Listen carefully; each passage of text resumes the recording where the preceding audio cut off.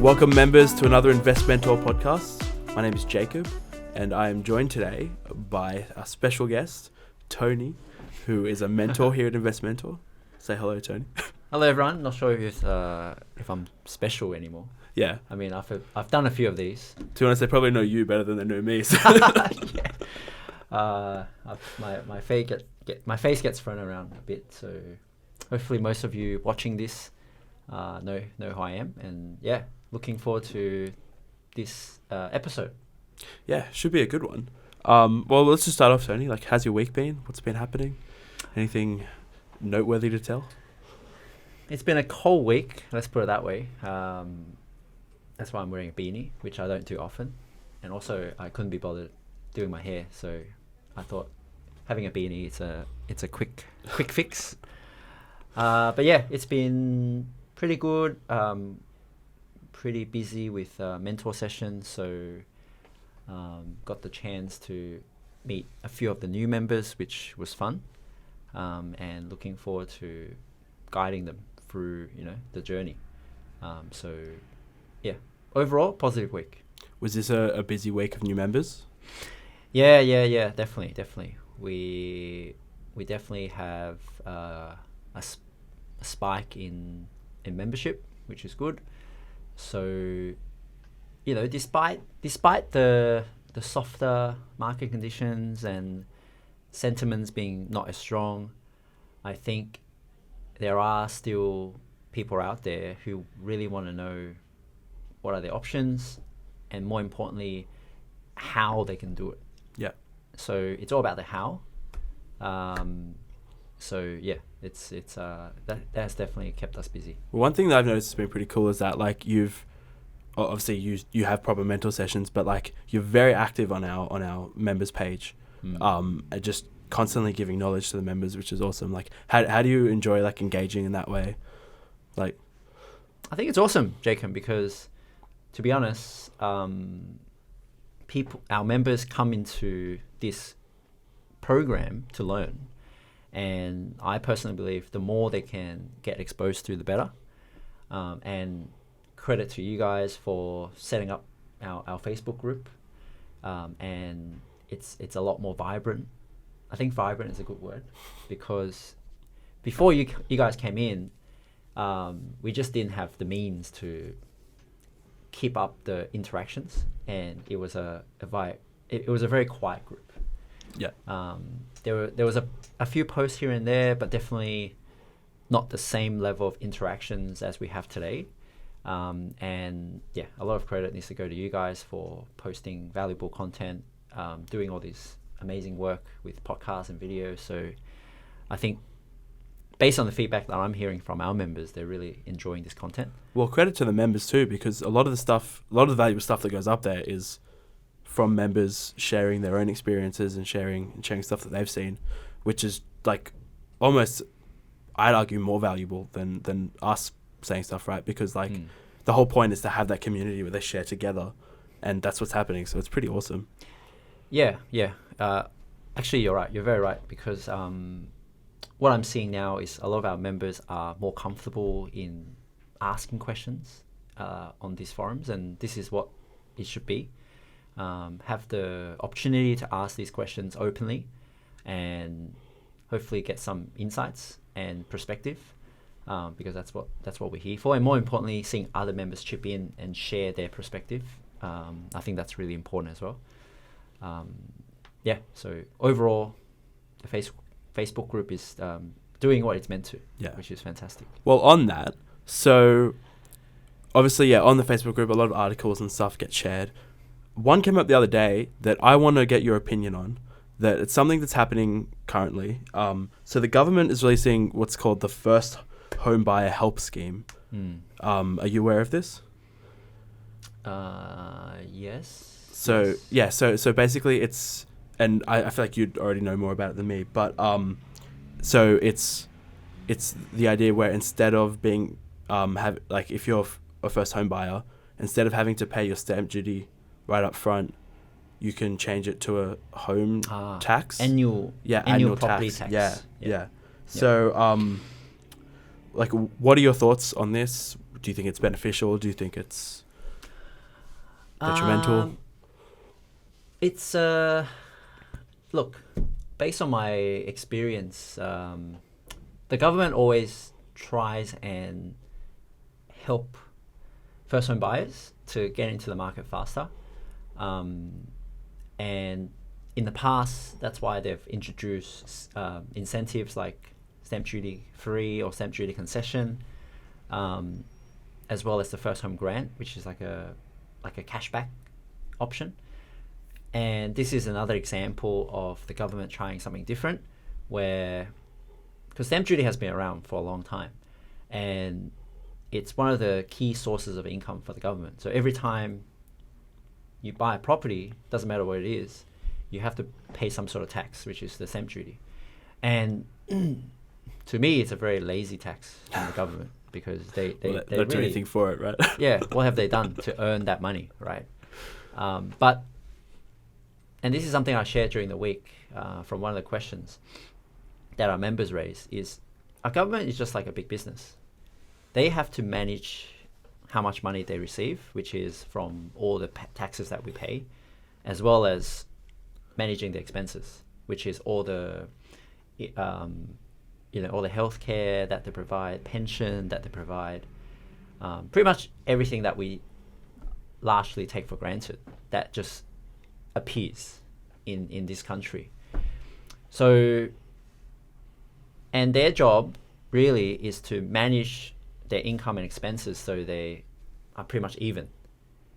Because when you spend too much, then the term that it gets used is called deficit. And governments don't want to get into deficit. Because it means that they have to recuperate that money or recoup that money somehow. And the only way they can do that is by collecting even more taxes, which is either introducing more people to this country, which they do already by having a very aggressive approach to immigration, or they raise our taxes, which everyone hates, obviously, because already Australia is a very highly taxed country. Just to give you an example, we probably pay on average anywhere between 30 to 40%, but a country like Singapore only pay 10. Oh, really? And Hong Kong is like something like that as well, so 10 or 15. And there are places like Dubai, UAE that you pay zero tax. Do you think that has to do with the amount of income too? Because I feel like I don't know the stats. Maybe we can pull them up. But I'd say just on the average income of Singapore would probably be higher than Australia, right? I personally believe that it's because we have a lot more expenses. Like, Okay. if you had the opportunity to live anywhere else in the world, what a citizen or permanent resident receives in this country in terms of benefits is incredible. Like, free healthcare doesn't exist in the US. Yeah. Right? For example, same as China. Indonesia as well. That's where my wife comes from. If you can't afford healthcare, you have no option. You die. Yeah. Essentially. So I think, and pension, some countries don't even have pension. It's not even a thing. So if you don't set up for yourself, then too bad. You don't survive, right? So I think a lot of it is legacy. A lot of, and I personally think that Australia is a very slow changing country. Once something has been done for a long time, it takes a while to unwind. And given those legacy setups in the past, it would, imagine tomorrow you see government announce pension reduced to zero. Can you imagine the reaction? Oh my God, that would be... Can you imagine? And that's why the government don't want to do it, because it affects the voters. Yeah. That government's gone. Next government, right? So that's why they don't like to do anything that controversial. Or drastic, yeah. Yeah. But then if you want to change, it's very hard because you don't want the backlash. Yeah. So how do you go about it? So it is a very tricky situation. So I think the reason why our taxes are so high is because we have a lot of expenses. Yeah. Fundamentally. Well, so back onto the first home buyer help. Do you think it is actually going to be helpful to people? Yes and no. Yes, in a way that it will reduce your upfront expense, of course, because it can, instead of being a 40,000 lump sum, you're pretty much spreading it out over the next how many years you hold that property. I think someone did analysis. If you know that you're not going to hold that property for at least 7 or 8 years, it's better off that you don't pay the upfront and you take the annual property tax option. But so if you plan to sell before you've paid, because like it becomes so yeah, like maybe you can clarify this. So if you don't take the upfront stamp duty, instead you do the yearly tax. Yes. If you sell after 3 years, you still need to pay the remainder, right? No. Oh, you don't? No, you don't. Oh, wow. Okay. And that's why it's so critical to plan ahead. Like, if you want to go down this path, if you know for sure you're not going to hold that for at least 5, 6, 7 years, then it's actually better for you. Yeah. To not pay the upfront lump sum. Yeah. Okay. Because every year you just pay that annual amount, but it works out to be way less than the upfront total. Yeah. Wow. Oh, there you go. I didn't actually know that. Well, I mean that's. But and the reason I say no is because this is another government policy that drives demand. So what I mean by demand is, well, they're making it easier for people to buy, right? In theory. And when you create more demand, naturally it can push up price. Yeah. Because property is all about supply and demand. Right? Well, there you go. That's the next thing I want to talk about. It's based on this. So there's a report from domain.com, and the headline is Government spends $20.5 billion on first home buyer help that pushes up prices, right? So correct. Yes. Yeah. So giving people, and that's what's always going to happen, right? Like giving people the option to get in just pushes prices further up because then there's more demand. Absolutely. Yeah. And again, my personal observation is we live in a country that our system is designed to help property owners and investors. And for people out there who don't recognize that, then it's the chances are you're not a property owner or investor, because think about everything that government's doing, and this is a very good example. They supposedly make it easier for buyers to buy, which means the demand is always kept at a very high level.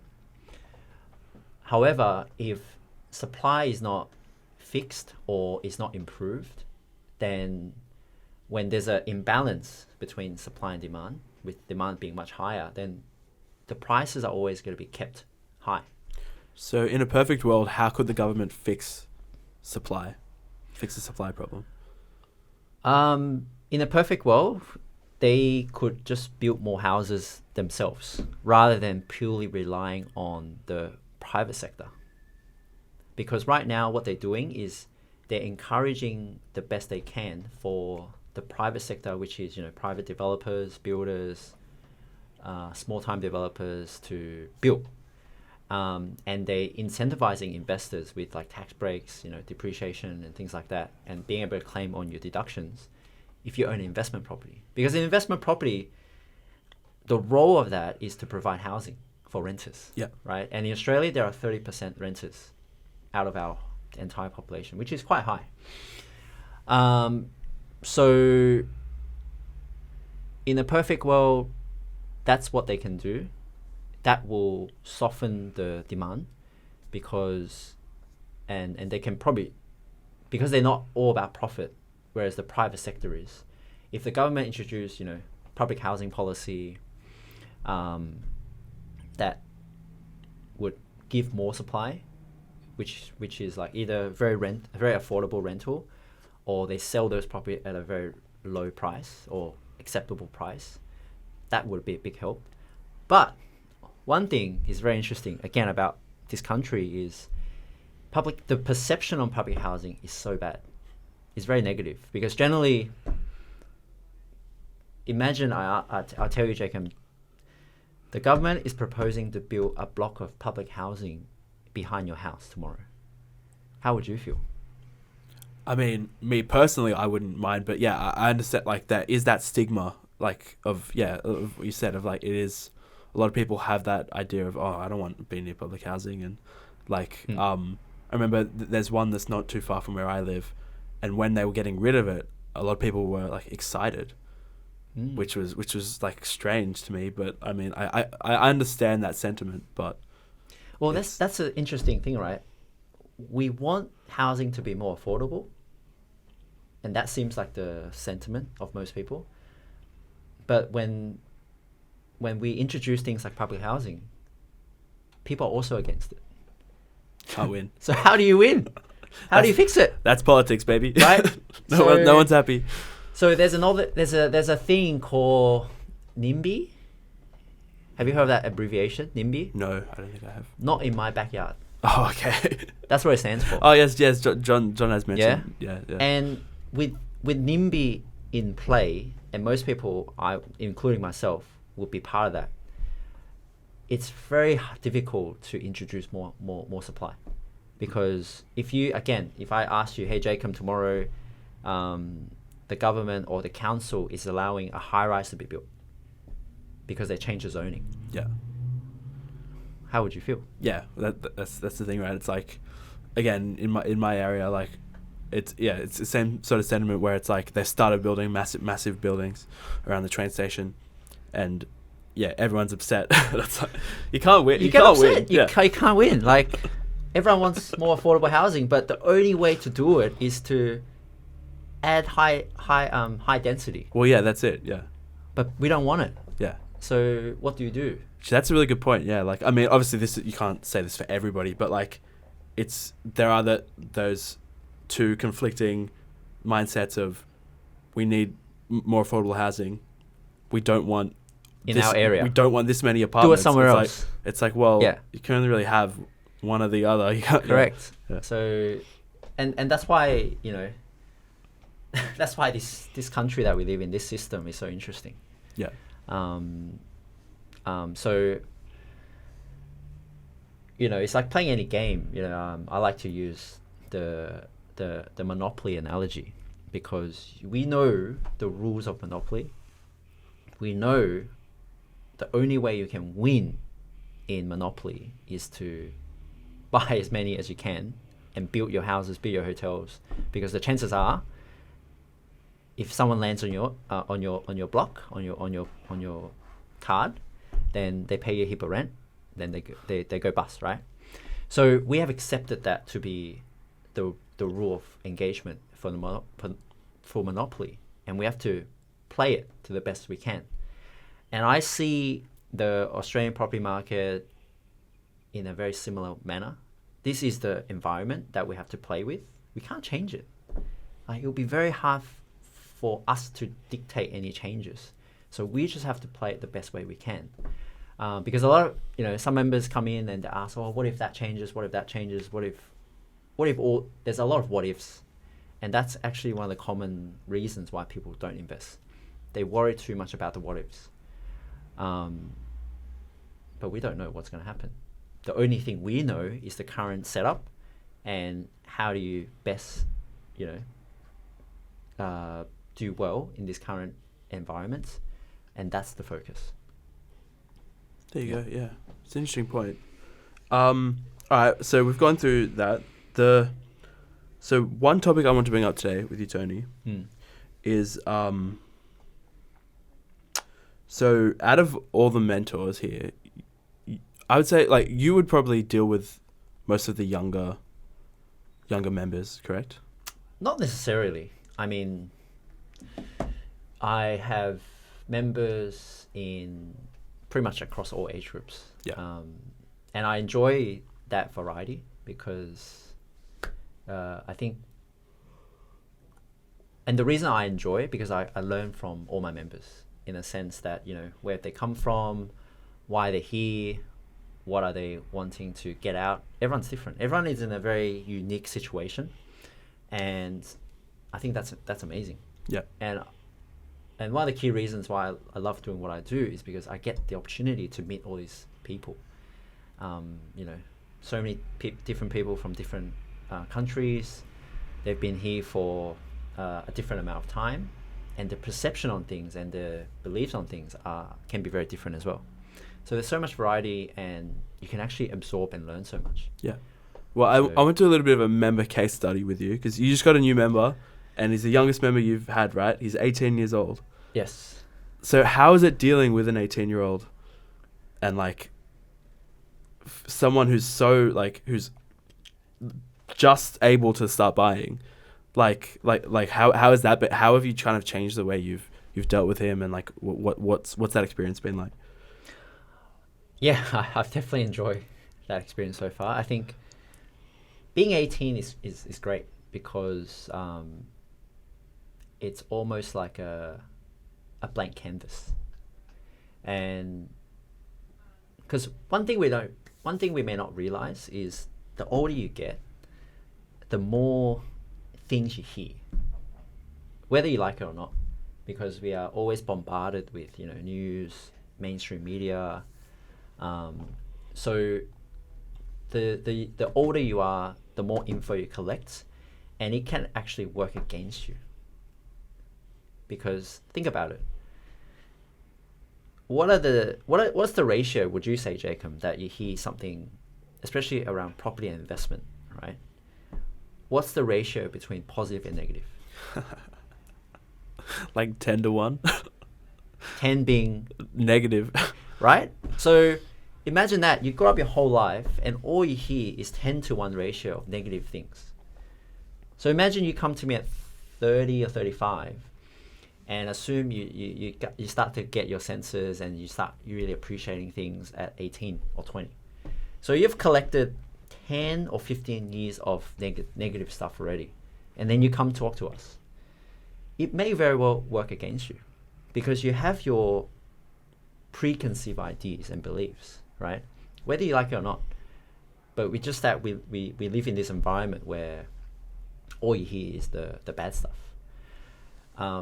But with this member who's 18, he's at the very beginning. So the fact that he's willing to come in and learn, and he's been doing a lot of self-study as well. So it's not like he has zero idea. So I can see that he's really driven and really motivated to learn, because his parents support him and they want him to learn more and be an investor, as soon as he can. So that's really pleasing. And it's been a fun journey. And I think my approach so far to this member, and you can double check with him, has been just sharing about, when I was at the same age, what I was going through and what I did at that age to set me up for the future. Yeah. And hopefully, he resonates with that. Yeah. Yeah. Well, yeah, it's an interesting approach, like, wanting to, because, like, a lot of people, younger people, like, even, like, myself and Dean, who's behind the camera, we didn't even introduce him before. Mm-hmm. Hello, Dean. But, like our age group, like, it's very rare you find someone who is willing to or has the mindset of, I can. Because it's very quickly you find, like, everyone around our age group has, like, property, you can't buy property, like, what are you thinking, like, you can't do it. And, like, in Sydney probably not, like, it is very expensive, but that's just the mindset of young people at this point in time, right? It's very much like, we can't do it, and you can, it's just you maybe need to figure some stuff out. But, like, it's awesome seeing someone that young coming in and going, yep, let's do it. Because, like, it's does he have the savings he needs or not yet? He has a bit of savings, and fortunately his parents are happy to contribute as well. And that's pretty much how I got started. Because mum helped me with my first deposit. And after that, she never helped me again. Yeah. So I never looked back. But that was enough because just using the first purchase, I was able to leverage that and use that equity. Yeah. I think that's why getting the first one is so critical, because once you get the first one, it can really just set you up for the future. So yeah. Yeah, 100%. So actually on that, do you want to kind of discuss your first property buying experience?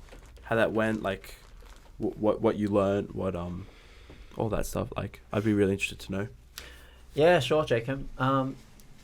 Frankly speaking, looking back, when I bought my first property at 20, it just went past, like it went by very fast. Like, to be honest with you, it was a bit of a blur, and the most memorable moment for me was when I was sitting down with a contract in front of me. And back in those days, this was back in 2010, so 12 years ago. Back in those days, there's no such thing as DocuSign. Everything is on paper. So I was sitting there, and it was a 300-page folder, like proper folder, like those. It's like this thick, and I just got called over by mum one day and said, "Look, just sign here." And I can't even remember honestly whether I asked any questions. I just said, "Okay, yeah, sign, done." That was it. I honestly did not have to worry about anything else, because my mum and my auntie did everything. They pretty much arranged for everything. So even from a loan point of view, they did everything. So it felt like a breeze, and everything just happened for me. So there was nothing else to it. There was no science. There was no, did I do research? Definitely not. I purely relied on my support and my network, right, which was my family at the time. So that's how I got started, and it became more real to me once I had to start making repayments. So once the property was ready, I saw this loan balance on my bank account, which was the biggest number I've seen in my life and that point, right? Because it was 6 figures. I was like, oh, okay, this is becoming more real. And at the end of every month, that's when I have to make the repayments. So I remember I was doing P&I, so principal and interest. So I was paying both principal and interest.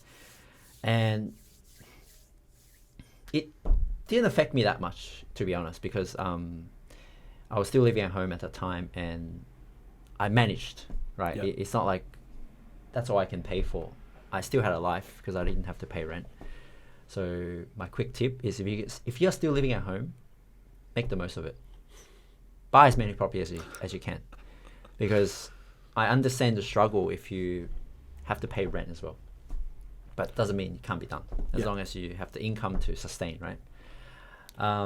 So did you have the option between principal and interest or interest only?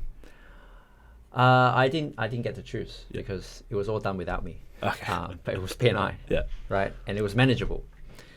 And to be honest, at the time when I only had the one property, it was okay. Yeah. Like, thinking back, would I have done anything different? Probably not, because I only had one property back then. Yeah. So, but as I grew more, obviously that's when the whole loan structure thing comes into it. Can you explain the difference between getting a P&I loan, principal and interest, or interest only, like the benefits? And that was a topic I wanted to bring up, so we can jump straight into that. Sure. So this is one of the most common questions that we get as mentors. I saw in Bruce's webinar, he said it's better to have a interest only loan. But then a common question that we get asked from our members is like, well, you never pay off the loan. That's no good. And one thing I will share is, in that webinar, it's very general in nature. So it's very critical to have that mentor session so your mentor can break everything down for you. and to customize all the information that applies to your individual circumstances. Like this morning, we had that conversation about whether for you, right, to get a redraw or offset. So in the topic or in the world of investment, I personally don't believe there's a black and white answer. My favorite response to most questions is it depends. It honestly depends on a lot of variables. So back to the topic of P&I versus interest only. It depends on your overall or strategy as to what you're trying to do. Like for example, for people who already have a existing mortgage, and I actually had this example last night that I explained to my member.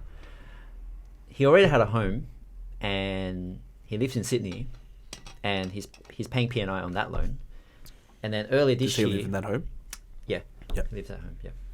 And earlier this year he bought an investment, interstate property, and he also put that as P&I. So he's got 2 P&I loans now. So 2 properties, both are P&I.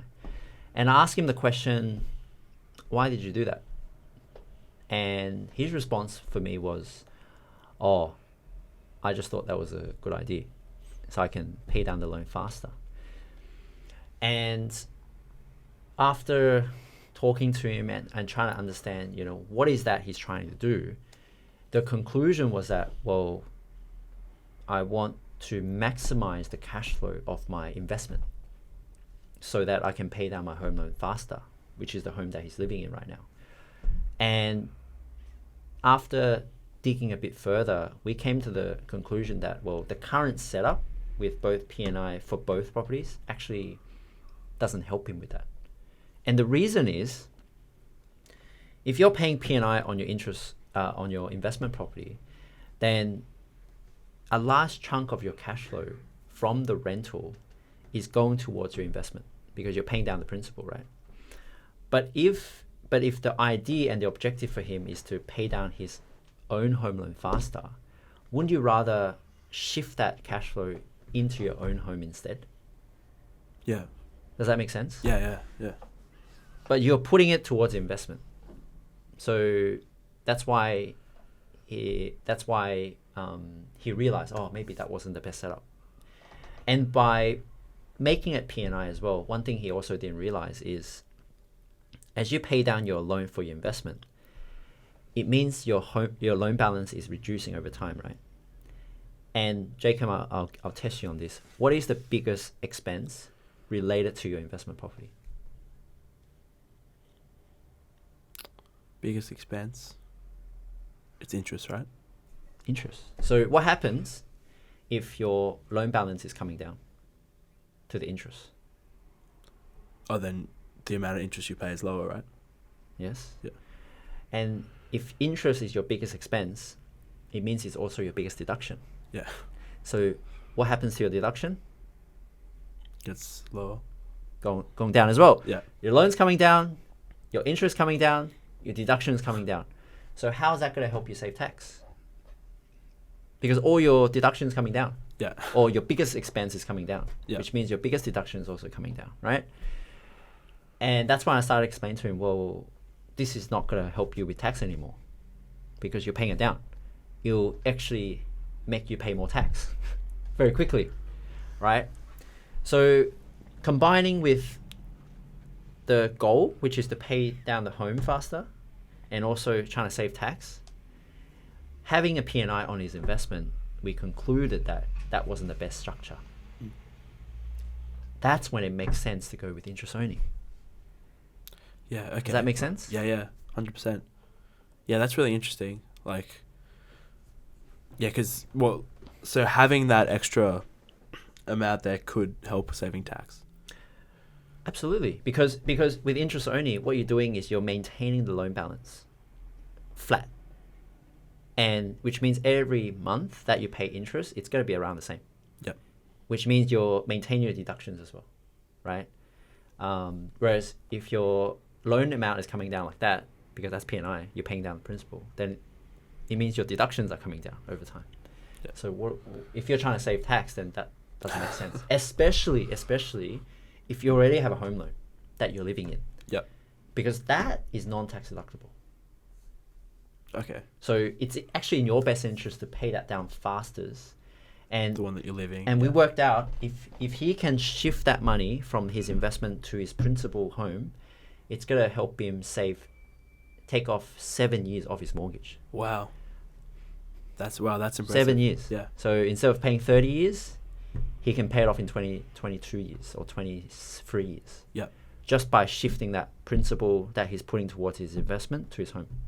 Because you got to remember, interest is calculated on a daily basis.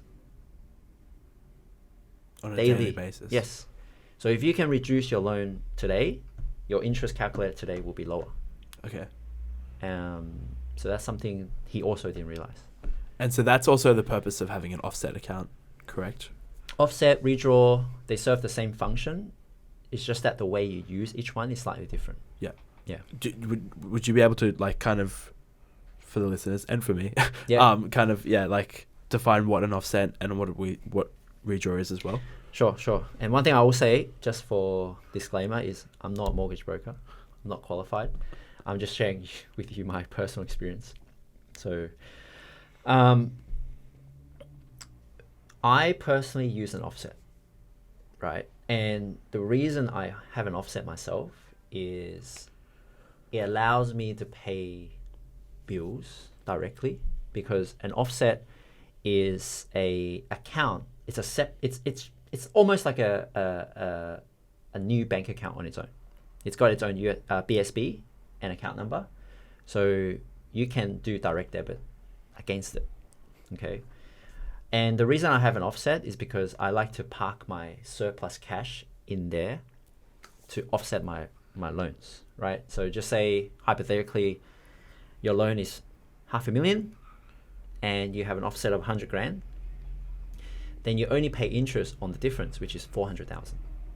So that's what I do, because I have surplus cash and I just park it in there. Now, versus a redraw doesn't have its own account. A redraw, it sits within your loan account. So it's not a separate account altogether. But the function of reducing your loan balance and paying less interest on that still applies. So just say you have 500,000 as your loan, but in your redraw you have 100 grand. You still only pay interest on 400,000. It's just that your 100,000 doesn't sit in a separate account. Okay. And you can't pay bills directly from your loan account because Yeah. it doesn't have its own BSB, right? That's the biggest difference. Yeah. So it depends on your circumstances, and to your situation, the biggest reason why you may not go with an offset is because you may not have a substantial enough amount of surplus sitting there to warrant the need of an offset. Because once you get an offset, as you saw in your example, Jacob, the interest rate that you have to pay is slightly higher. Yeah. So effectively, you're paying for something that you may not need. Okay. Right? Yeah. A simple analogy is, you get the best pair of soccer boots in the world and you pay $1,000 for it, but you play in your own backyard. Yeah. It's a bit of a waste, right? So yeah. Okay. Yeah, I find all this so fascinating because it's just like a completely different world for me. Like, yeah, it's probably the same way I see what you guys do, like how you manage to convert and edit all our videos into something like respectable, so that when our members watch our videos, they actually don't see all the bad stuff. It's pretty impressive. Yeah, it's just it's so funny. Seeing from the outside looking in on any industry or any it's just so fascinating because when all this information is coming through, when I first came here, I had no idea about any of this, and it's just so fascinating. And that's probably how I felt at the very beginning, because you asked me the question, how did you get started? To be honest, I had no idea at the time. However, through me being exposed to receiving a rental statement from my property manager, and also seeing my loan account appear in my bank account, I had to learn Yeah. and find out because it was going to affect me in some way. And then when I had to do my tax return, and I've been doing my own tax return for a long time now, since 18, right? So when I first had to include my property details on my tax return, I made some mistakes. And because I didn't bother to see an accountant thinking, yeah, I can work this out. Yeah. And the good thing about tax returns is you can amend. Like even after you make your mistake, it's not like you can't go back and change things. So I did after I learned what I did wrong. So I think it's that experience of trial and error that's how we become better. And that's what this program is all about. It's about transferring that knowledge through real life experience to our members so they can implement all the good stuff and avoid all the bad stuff. Yeah. And being in this environment, I think, for you, for Dean, for Luke, whoever that may not be so familiar with the property industry, by being in this environment, you can't help but learn. Yeah. Because that's all you hear us talking about. So even if you don't want to pay attention to it because you think it's so boring, it's so BS, it's too hard for me to understand, you will. Yeah. Eventually. It's entering into your subconscious mind. Well, that's it. Yeah, like you start work, and that's all you hear for we're editing videos about investment. We're overhearing conversations about property. Yeah, like you're always gonna soak it up. Like, but I still feel like I know nothing. Like, yeah, today was a good example. Like going to the bank, I had no idea what I was doing. Yeah, you'll know more. And by you feeling that you know nothing, that's good in a sense, because it means you're still open to learning more. Yeah. Whereas if you have the attitude that I know everything, I don't need to learn more, that's when you get a bit complacent. Yeah. And you start to go backwards. Or you get stuck in your ways. Yeah. Very similar to how people come in with preconceived ideas because they've been collecting so much rubbish for the past 10, 15 years or however old they are, and they think they know everything and they don't want to open up and learn more. That's when you are really shortchanging yourself. Yeah. Yeah. Well, I think that's a good place to end it there. Tony, thank you so much for joining me. Thank you, Jacob. Thank you everyone for watching. Yes. If you like this, please give us a like. Subscribe to the YouTube channel if you haven't already. Look forward to getting more podcasts out, more videos. We will be eventually getting these on Spotify, so people can listen just to the audio. I don't know when that will happen, but it will happen. So Nice. hold us to that. Yes, thank you so much. Thank you, everybody. Take care. Thank you, Jacob.